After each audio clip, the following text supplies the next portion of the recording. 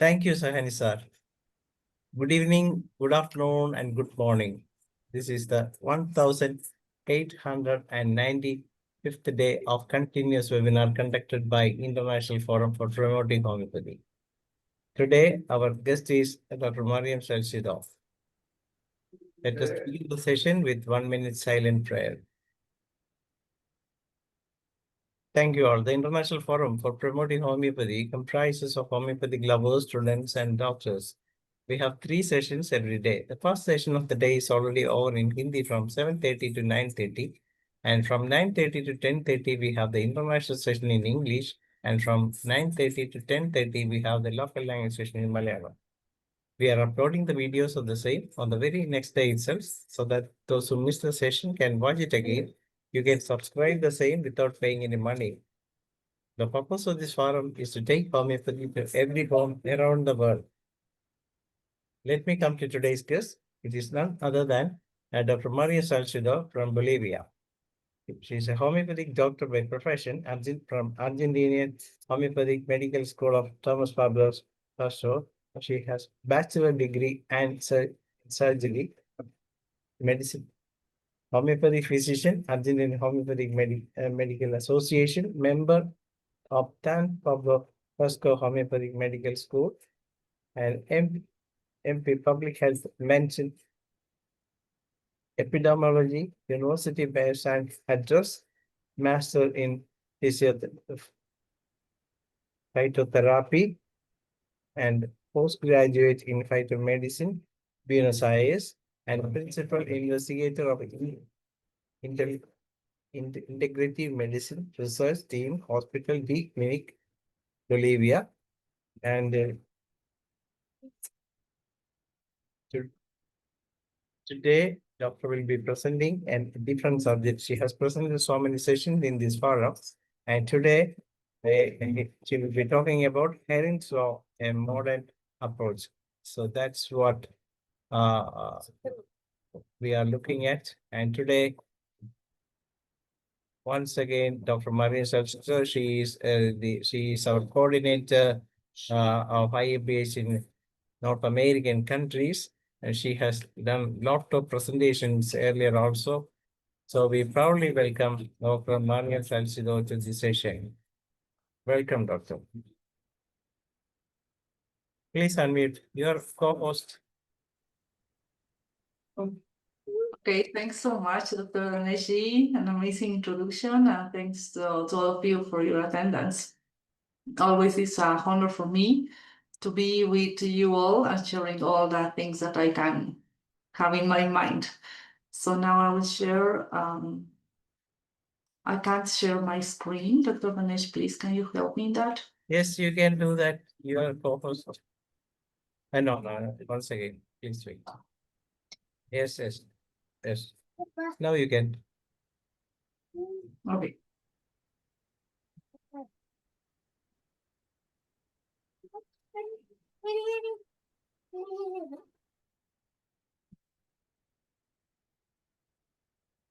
Okay, so here we go. Sorry. Okay. Well, so thanks so much for this opportunity, and special thanks to Dr. Shaji Kuriat, who introduced me to IFPH.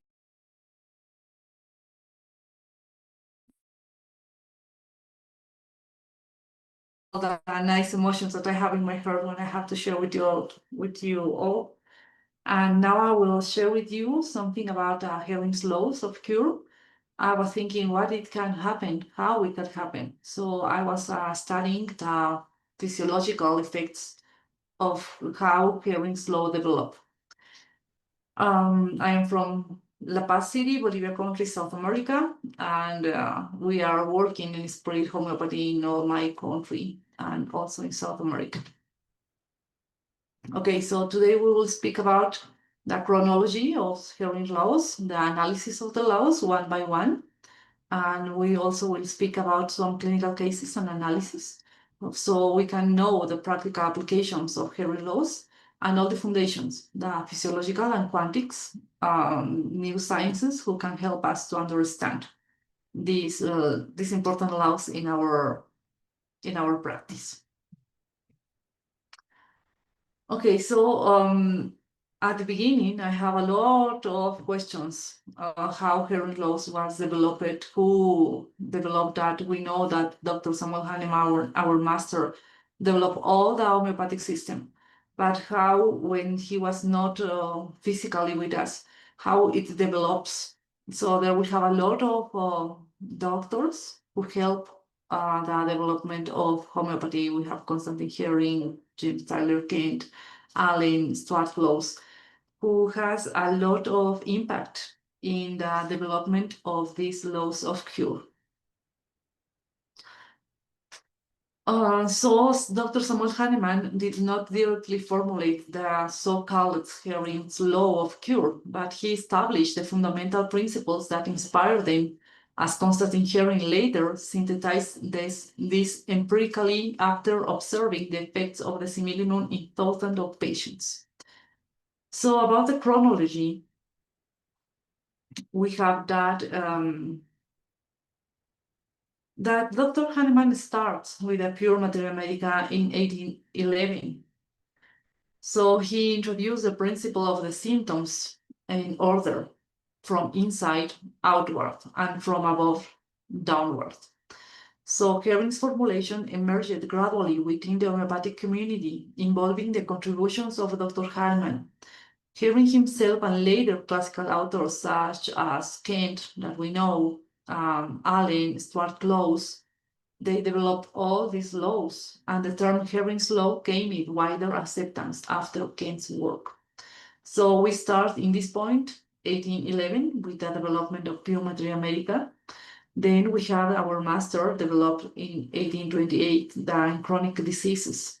And here in this book, Dr. Hahnemann expands the idea, explaining that the recent symptoms disappear first and old ones last. Then we will move to 1845 in the prologue of chronic disease. In the American prologue, Dr. Hering presents this as a clear and systematic clinical observations. Then we have to move in 1865. There is a publication very interesting that is called the Hahnemann Monthly. So here, Dr. Hering defines them as observable clinical rules. And then finally, in 1825, Dr. Hering called them as a law. So here in that prologue, Dr. Hering tells the improvement in the pain occurs from the top to the bottom. The cure progresses from the most important organs to the least important, and finally the skin. And in 1825, this is a very nice quote of Dr. Hering, who says, "Only those who have been freed from their symptoms in the reverse order of their appearance are truly cured." And then we have established Hering laws of cure.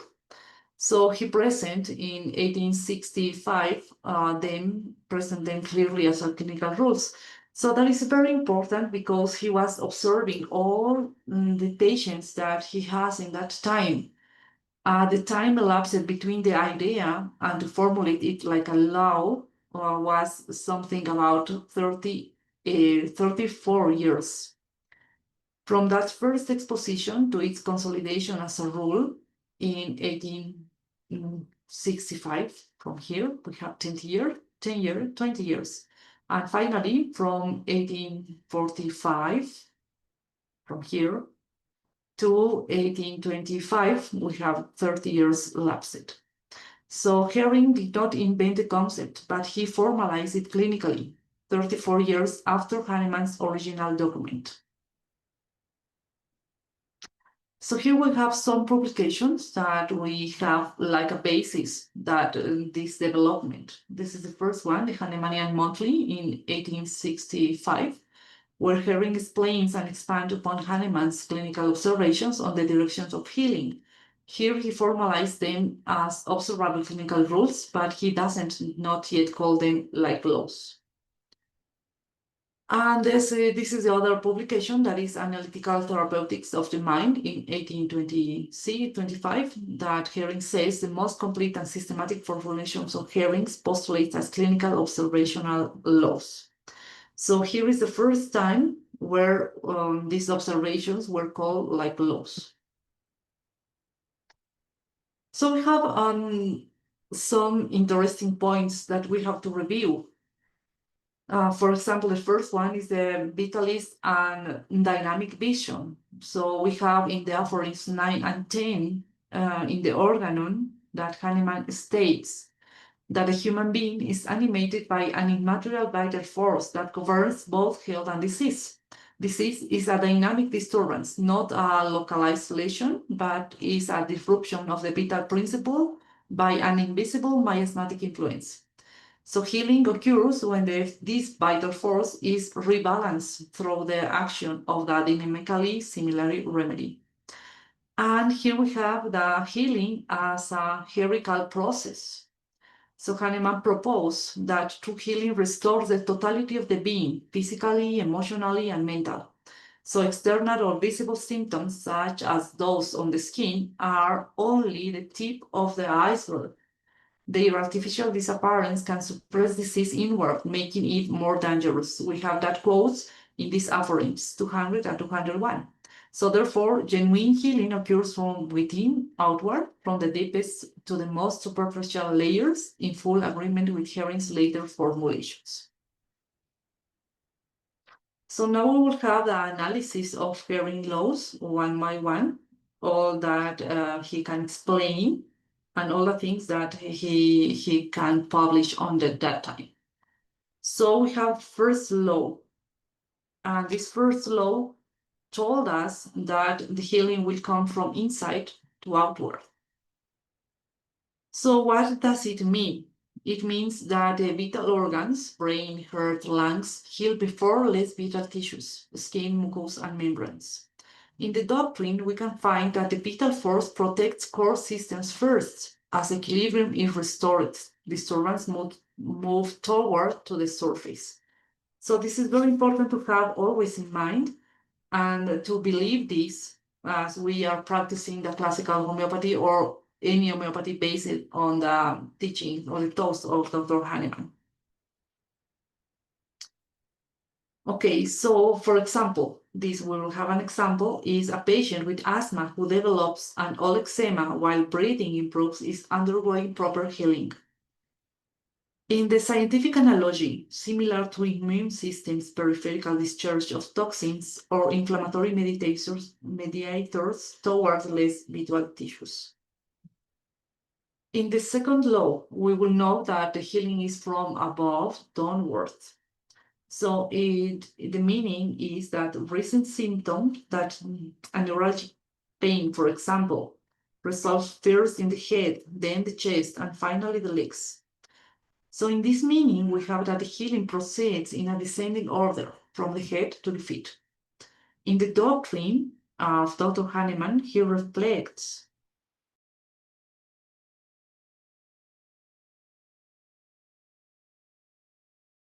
the vital force. This was observed by Dr. Hering.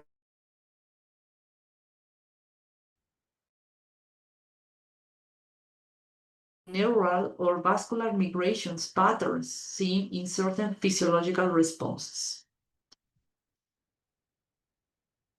In the third law, we remember that is from most recent to the oldest. So the meaning is recent symptoms disappear first, older suppressed ones may briefly reappear before vanishing.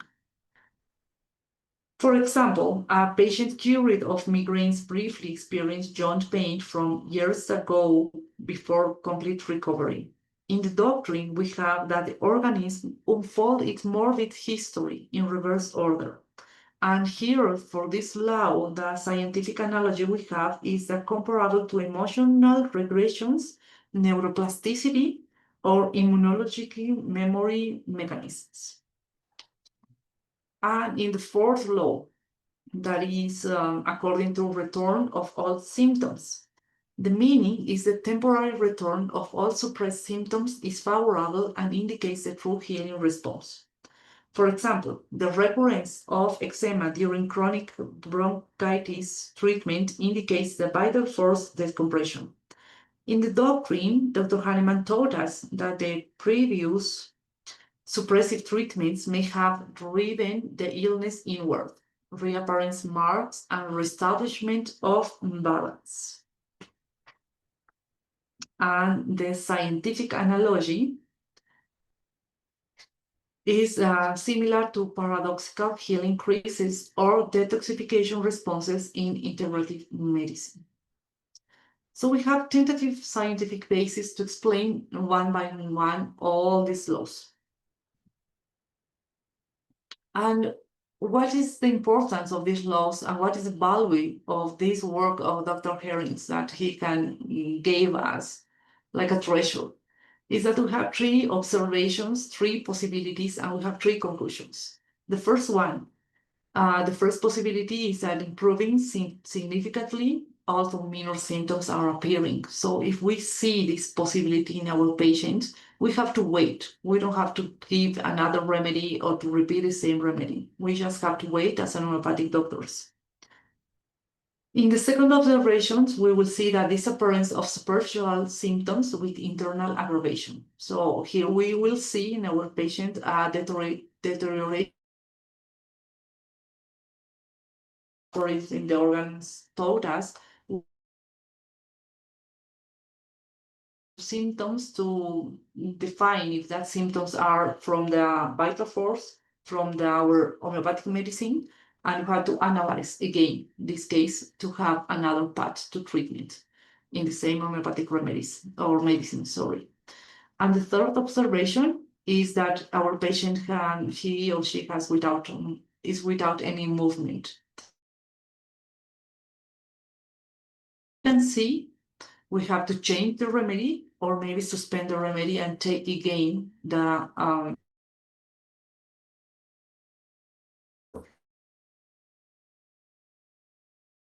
remedy that we have to give them. Okay, so while these laws are not recognized by evidence-based medicine because they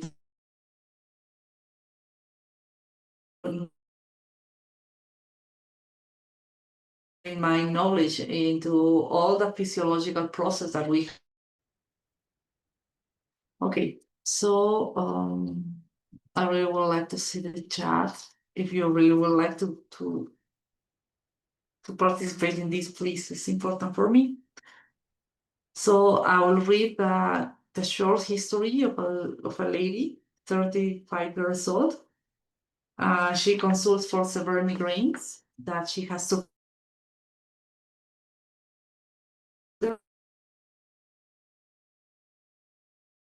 They are located in the right in the past. Same at age 18, she experienced generalized anxiety during her studies, controlled with anxieties for 3 years. Please open case, Marian, Dr. Marian. Their PPT is still. Yeah, can you see the? Yes, we can see only clinical case 3. Yeah, right. I am just reading the clinical case and really then I have some questions. You can open it. Now? Marian, could you please start again with the case, explaining, because we could not listen so well. Just start again with the case, with migraine. Okay, Beatrix. Yeah, thanks so much. Yes. I will close the video, so maybe we will improve the connection. So the first case is for a lady, 35 years old, consults for severe migraine.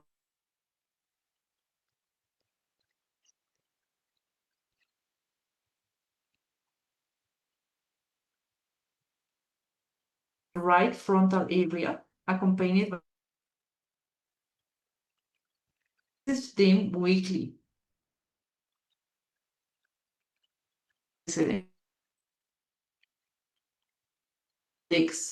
Treated with corticosteroid cream.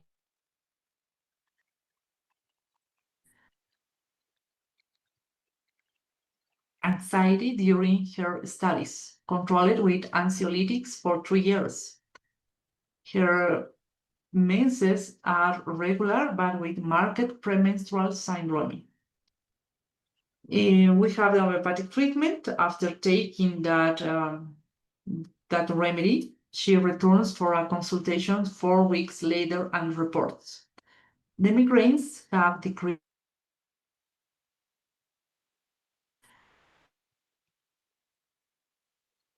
in a week, but it resolved without medication. In the 3rd week, mild eczema reappeared on my legs without itching. So here I have some questions for you. What do you observe about the direction of healing according to Herring's laws? Which answer you can have? Is there A, B, C, or D?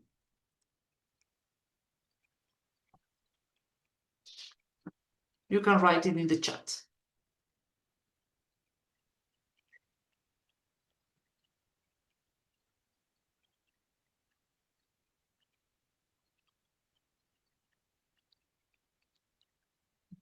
There is no answers? Yes, Marian, sorry, the questions are very, very interesting. I think we are not answering because we did not get the case clearly. There have been interruptions. So we It's not I working well. understood migraine, marked premenstrual symptoms, and then not much more. Perhaps would be make sense to try to explain the case again, that we can answer. The questions are very interesting, I see.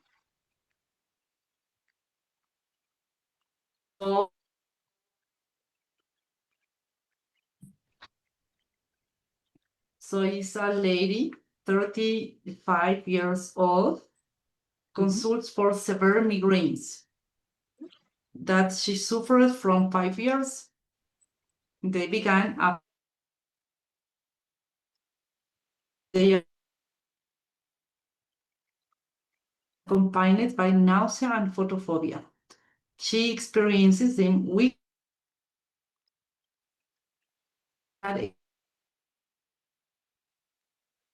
dreams.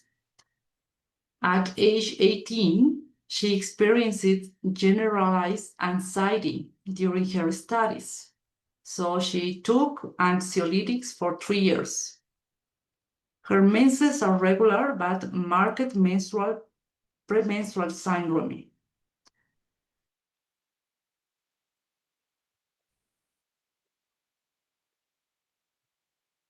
Consultation with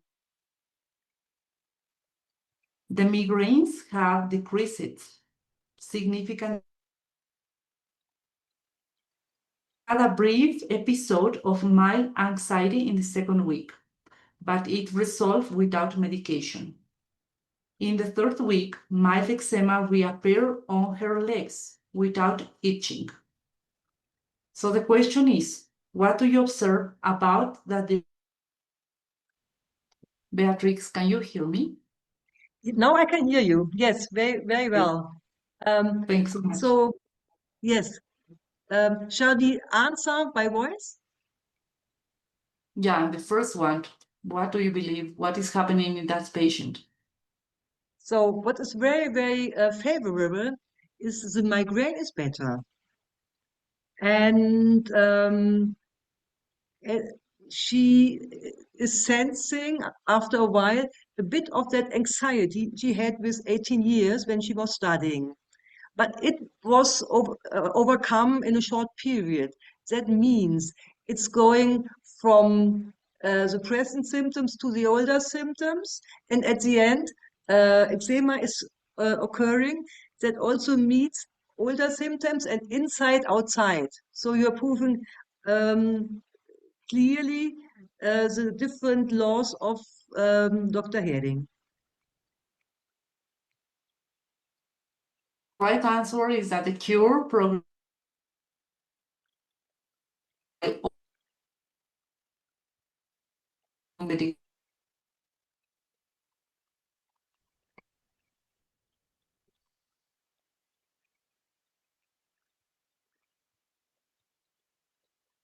move on the second case.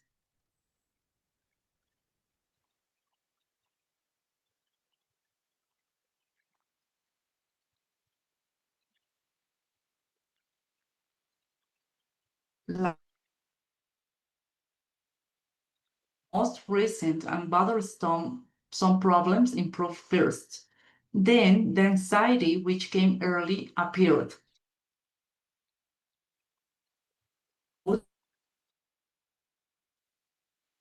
It briefly reappeared. The eczema on her legs that she had in the childhood has reappeared, but in a mild form.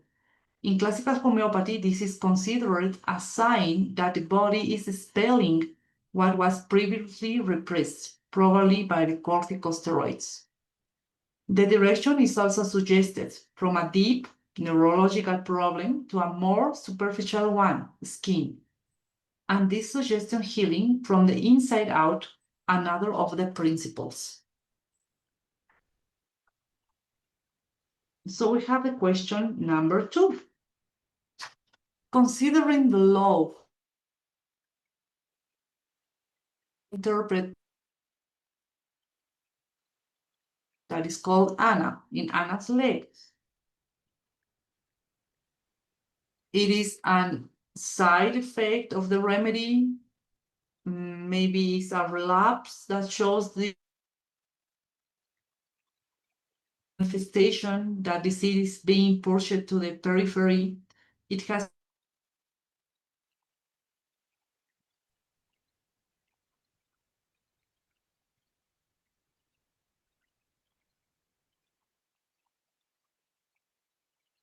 that doctrine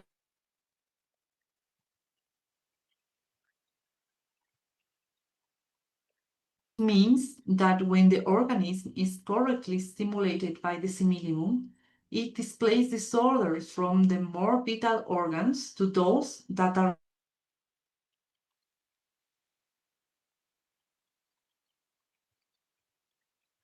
eczema, although bothersome, only affect the skin, which is a periphery.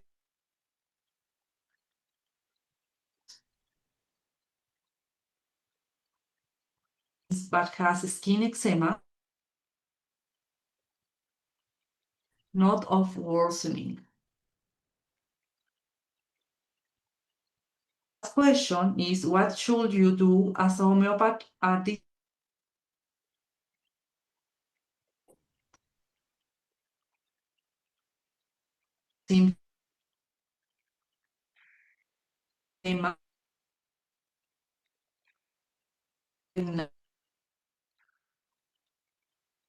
recovery? So I was working on these kind of questions to make the follow-up of all my patients and to understand the hearing loss. So the correct answer here is C.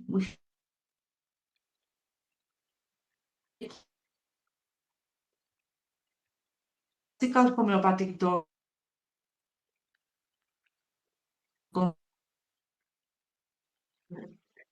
to the oldest displacement of organs from deep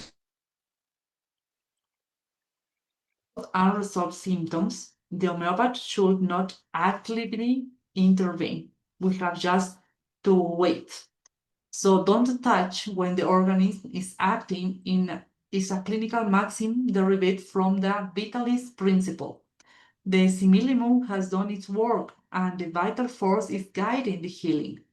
The correct approach is to observe and only intervene if there is stagnation or an unfavorable change. So which are the foundations of the Hering's law? Dr. James Tyler Kent, in his lectures,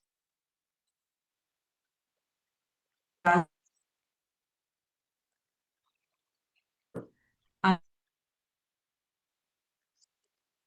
interventions. To understand or maybe to remember to understand the Hering laws and to have a new approach of that. The first basis is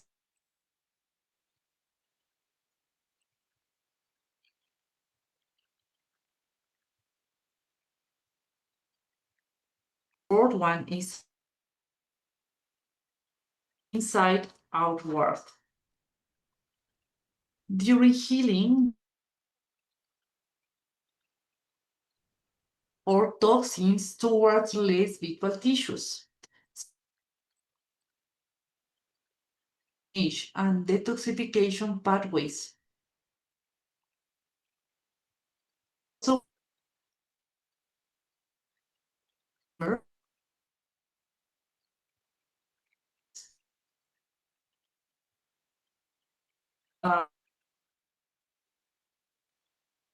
in this first step of organs and often redirects inflammatory responses towards peripheral tissues as recovery occurs. So here we have a movement of a lot of neurotransmitters like interleukins, that cytokines such interleukin-1, the necrosis factor alpha, and chemokines migrates toward dermal tissues, and lymphatic pathways eliminate toxins and immune complexes through the skin. So the Harris-Herxheimer reaction models explain that this principle is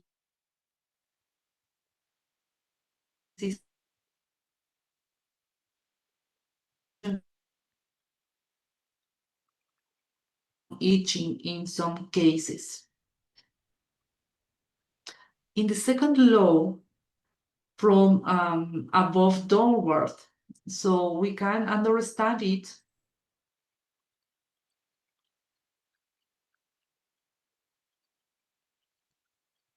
how cortical reorganizations can produce healing from higher to the lower regions. According to Painfield cortical map, regions with large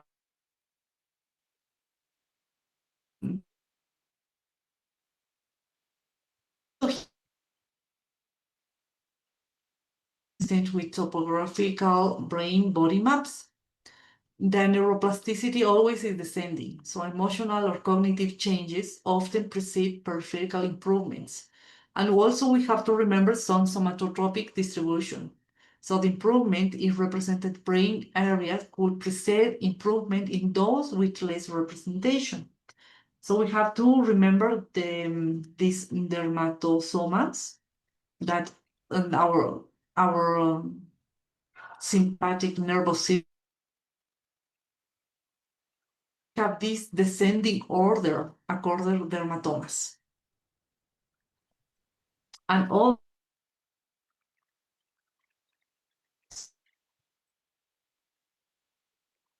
the larger representations may recover before he model low. Low from most recent to Rameswar sir, you can speak.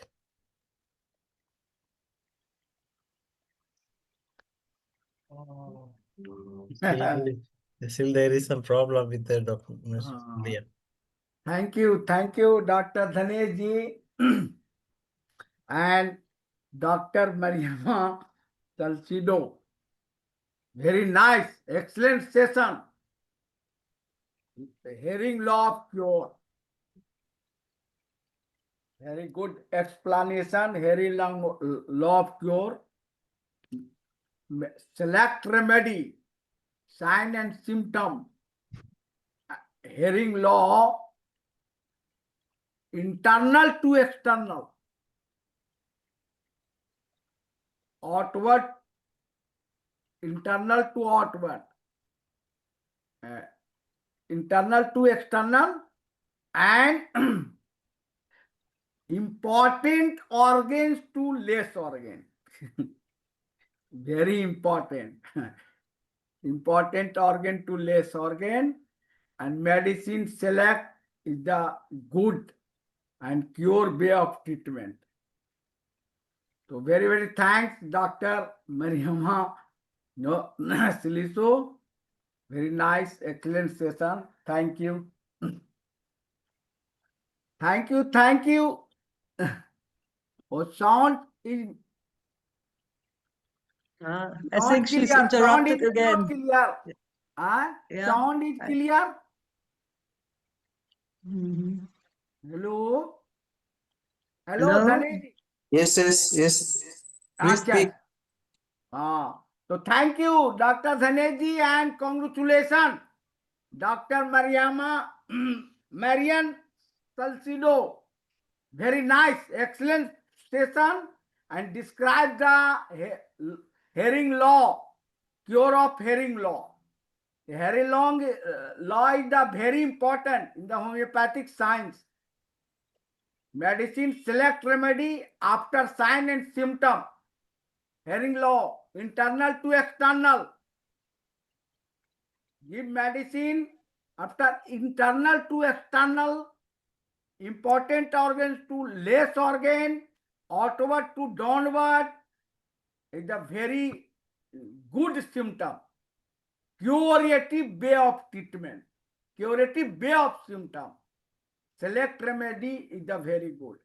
To describe the hearing law of cure, good and excellent describe, Dr. Mariama. Thank you, thank you, thank you. Yes. Thank you, Dr. Ramprasad, sir. And now it is up to Dr. Beatrice to say a few words. Yes. So it's a very, very interesting topic, and thank you very much, Dr. Marian, that you did choose that topic. And clinically, I can say that it is proved also in my clinic every day.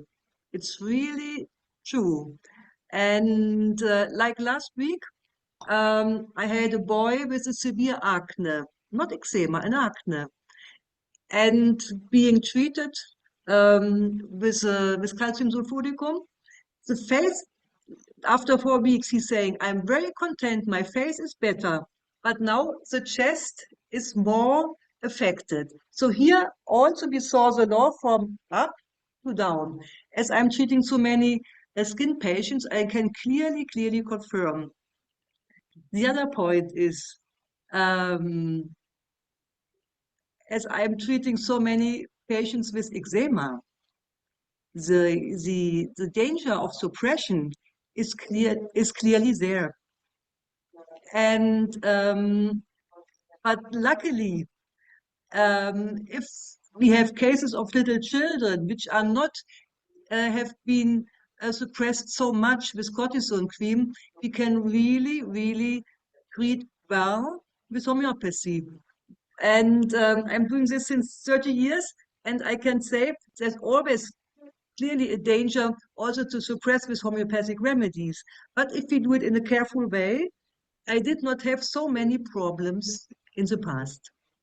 So, but it's a very interesting topic, and also that that line going backwards in life. So the first more acute problems are treated by the remedy, and later unfold past symptoms until the childhood. This is something very special in our healing method. This is something really natural, very biological. I admire that way, and also admire Dr. Hering giving these rules, which are really proved practically every day.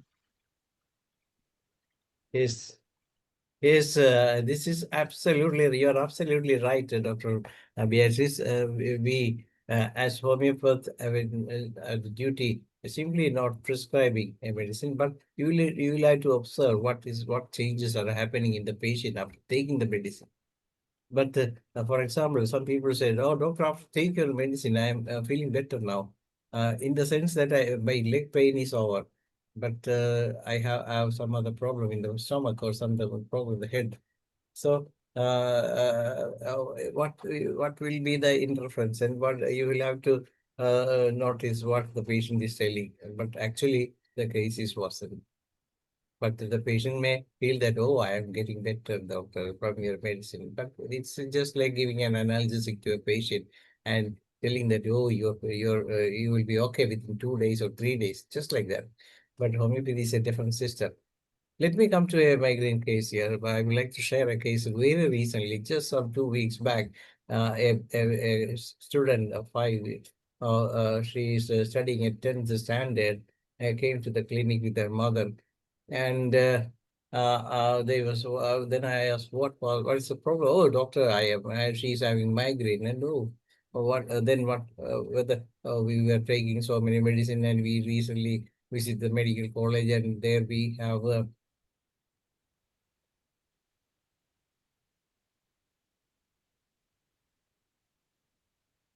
there we have taken almost all blood tests and everything, and even they tried to take the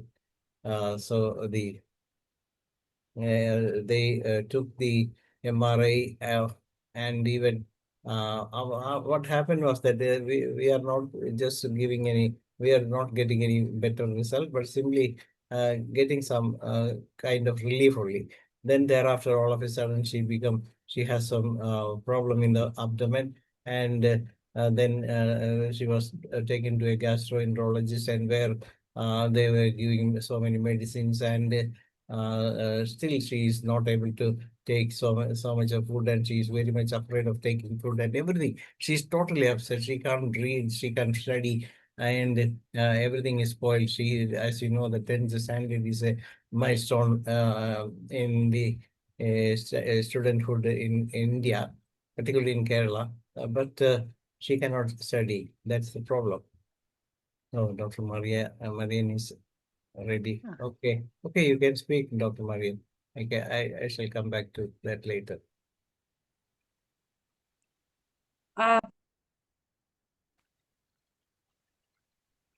Oh, still your network is not working properly.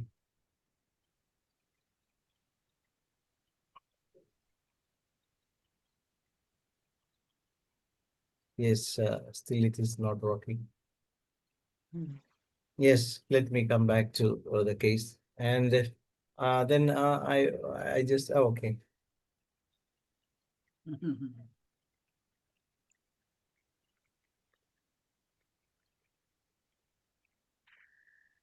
Yes, you can speak now.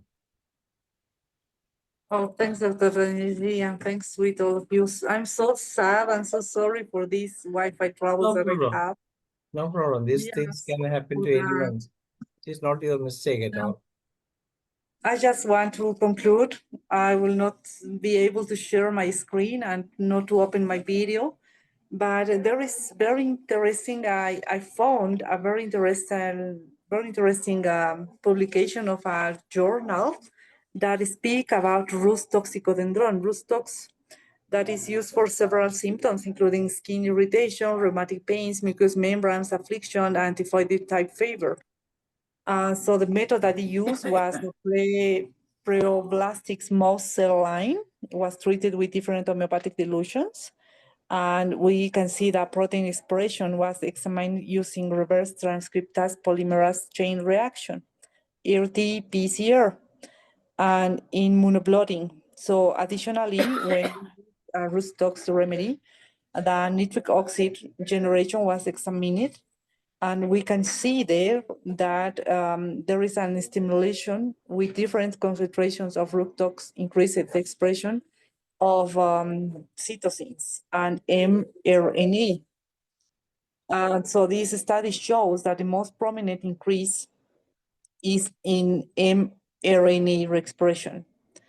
And when we use a 30, Rhus tox 30, significantly increased prostaglandin E release compared with other homeopathic dilutions. And the COX-2 protein expression level differs slightly from its mRNA expression. So Rhus tox 30 treatment increased the COX-2 protein to a greater extent compared with other dilutions.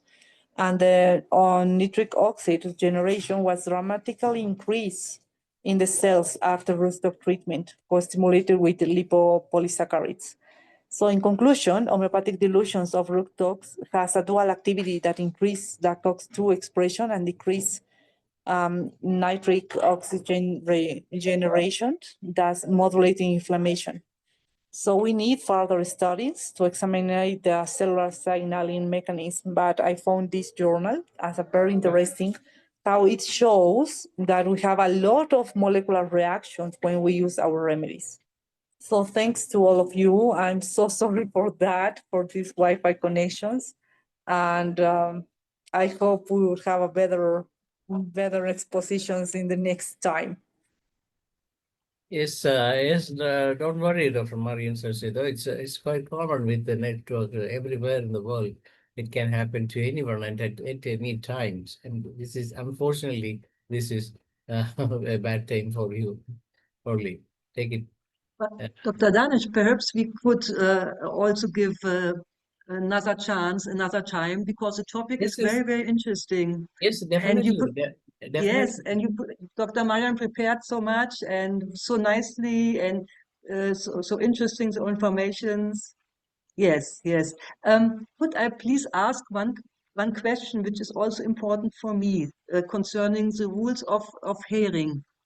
I would like to ask to you, Dr. Danish, and also to Dr. Shaji, Dr. Marian, and the others, if we treat a chronic disease, starting to give the remedy, if we see that the first reaction is a certain amelioration for, let's say, 1 day, next day, third day, it's getting worse again, and then it's more or less. For me, I always was estimating this as a nice response of the body, but not a correct response, because if we see first a certain aggravation after the remedy, very, very quickly, and then later comes the amelioration, that seems to be more correct to the law of hearing. So that is my question, also a practical question, Dr. Danish. What do you Yes, know about this? but frankly speaking, if you go to the Kent philosophy, things are written in that way because an aggravation followed by amelioration is what we need to be expected when we used to give a medicine to a patient. When you apply the right medicine, it works in that way. But frankly, we may not be able to realize that whether such kind of aggravation may happen to the patient or not. But sometimes the patient may feel better from the very instance itself. It does not mean that every time you should get such a response. That's what I have noted from my practice. Even though philosophically it is wrong. But if a patient is coming and telling you that, oh, doctor, I got better relief from after taking your medicine, but yesterday, but today I'm feeling bad. That means that that medicine is not working in the proper way. If the patient is saying that, oh, doctor, I took your medicine last night, I couldn't sleep because of I thought that my condition may worsen. But after some time, I got to sleep and I was able to sleep till 8 though I slept by about 2 a.m. And now I don't know why I wake up and by looking at the clock, I found that it was 11 a.m. So I got better sleep, but now I am feeling better. But otherwise, yesterday night was so terrific, doctor. I couldn't sleep. I have several dreams and like that. So that is a typical case of aggravation followed by amelioration. So you can consider it as a positive method. But if the same, in the meantime, the patient is coming out sometime later and patient is reporting, oh, doctor, after taking the medicine, the first day it was very worse and second day it was quite over. Okay, but now it is not working, but I am still in the position what the second day result got. There is no much improvement thereafter.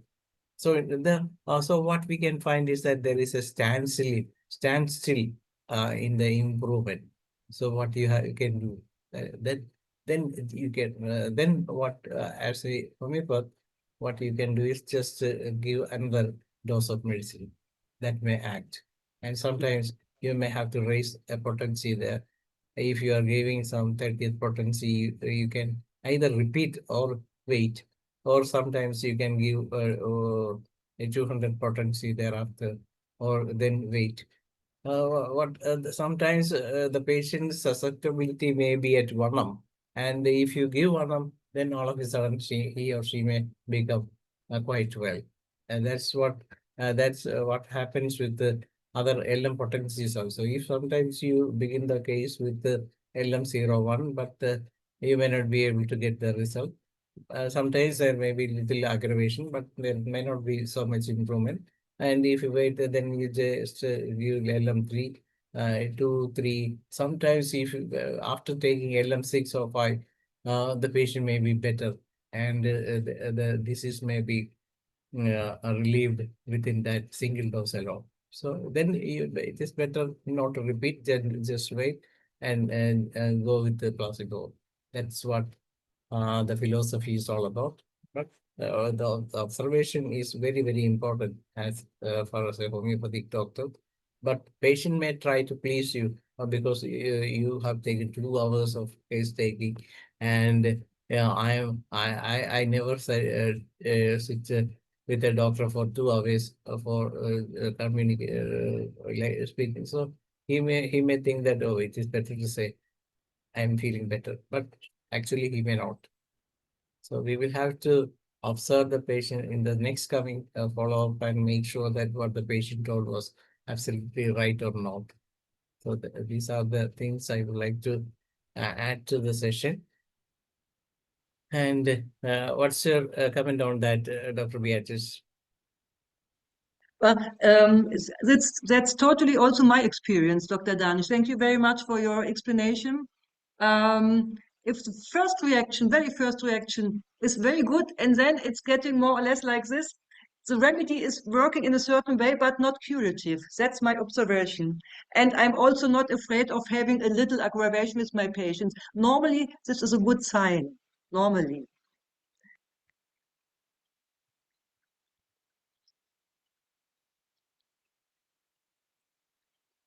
We don't hear you, Dr. Danish. We don't hear you. Sorry, sorry, because I thought that it's better to close it, otherwise sometimes some disturbance may come to your talk. That's the reason why every time I used to unmute myself. And definitely we can arrange some big session for the subject, and we can have Dr. Jose Isaac one day for that. I shall ask him to prepare a continuity of this session. We can arrange another session for Dr. Marian to present the migraine case once again, as well as Dr. Marian can explain more about the philosophical point of homeopathy, and some of her observations after using crosstalks like that. Anyway, it is the time to wind up the session. I'm inviting Dr. Boblim to say a few comments, as well as his observation, as well as he can say a word of thanks. Yes, Dr. Bob.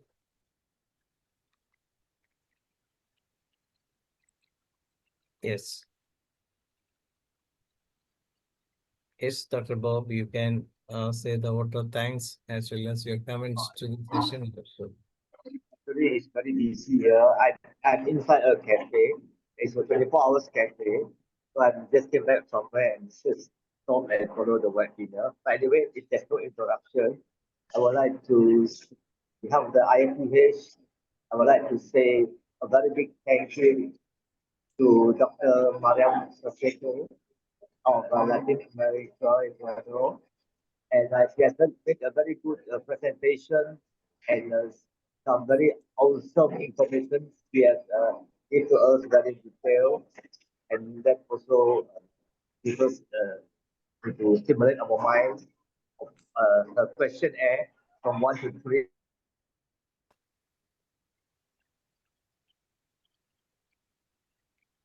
Unfortunately, there was some interruption in the internet Wi-Fi, but nevertheless, we wish her Also some network problem. very good presentation she presented, and wish her she should present again. We are like to hear from her again. And thank you very much on behalf of IPH. Over to you, Dr. Dennis. Thank you, Dr. Boblim, Dr. Beatrice, Dr. Rampravesh sir, Dr. Marian Salcedo, and those who attend the session, and particularly Dr. Survey Castillo from North America. And tomorrow we will have a session from Dr. Pavitra Gaur, and she is the Assistant Professor, Department of Surgery from Jaipur, and she will be talking about a very interesting subject, that is Vipera, the Venus story told through segments and cycles. So hope all of you will join us tomorrow at the same time. With that, we come to the end of the day 1894. Thank you all. Good night.